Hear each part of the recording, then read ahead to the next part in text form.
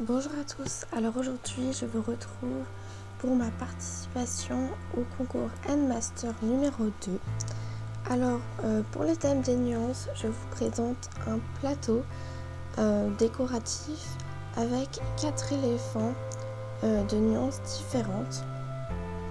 Donc vous pouvez voir que ça part du plus gros au plus petit et du plus clair au plus foncé. Alors, pour cet ensemble de 4 éléphants, il m'a fallu un peu plus d'une dizaine d'heures pour les faire. Et c'était un petit peu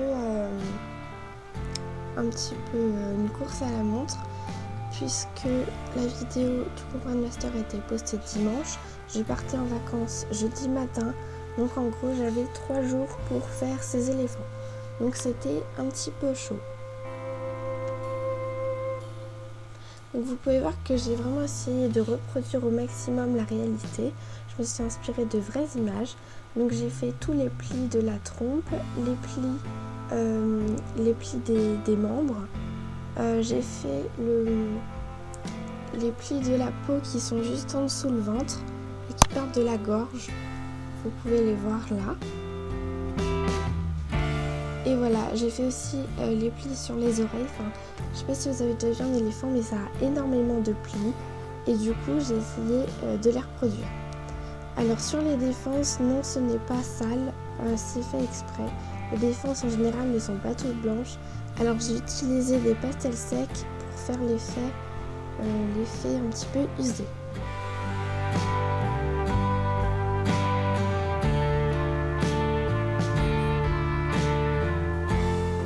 Voilà le plus petit qui a été très galère à faire, surtout pour faire l'entrejambe.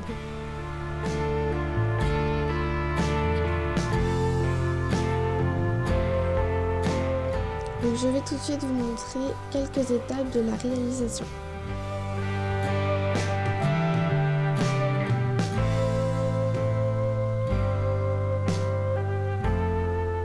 Donc j'ai pas tout filmé et on n'arrive pas vraiment à voir à quel moment quel éléphant je fais, mais vous pouvez voir globalement.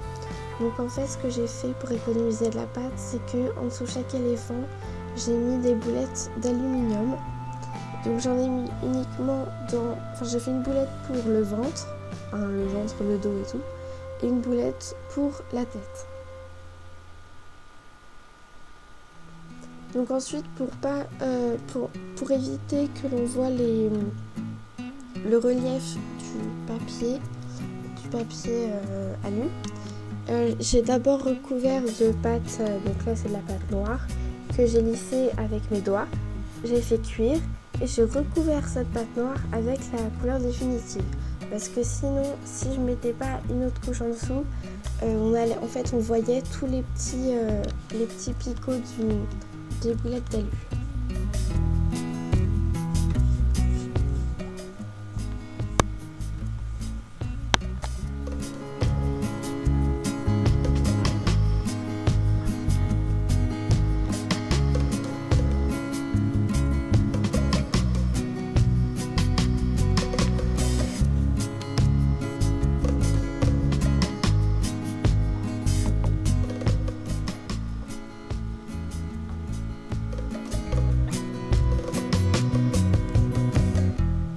Je vais vous laisser avec la suite et je vous dis à bientôt.